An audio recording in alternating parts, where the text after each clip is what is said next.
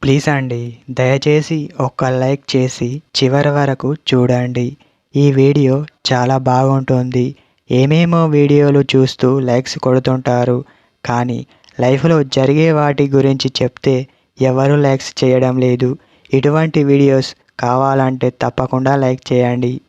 Hi friends, ఎలా ఉన్నారు? నేనైతే చాలా బాగున్నా. మీరెలా ఉన్నారో కామెంటు చేయండి. ఒక అబ్బాయి ఆలోచించే విధానం. మనం అమ్మాయితో సంబంధం పెట్టుకోవాలి అనుకుంటే వివిధ రకాలుగా తెలుపుతాము. కానీ అమ్మాయిలు ఏ విధంగా చేస్తుంది అని కామన్గా అబ్బాయిలకు ఆలోచన వస్తూ ఉంటుంది. ఒక అమ్మాయి నీతో సంబంధం పెట్టుకోవాలనుకుంటే ఈ 3 పనులు చేస్తూ ఉంటుంది. మొదటిది, మీతో చాలా ఫ్రెండ్లీగా ఉంటుంది. అలా ఉండి మీ పర్సనల్ విషయాలు తెలుసుకుంటుంది. రెండవది, మీరు ఎవరితోనైనా సంబంధం పెట్టుకున్నారా అని చూస్తుంది.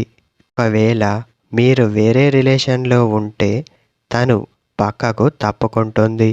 మూడవది, మీకు కొన్ని ప్రశ్నలు వేస్తూ ఉంటుంది.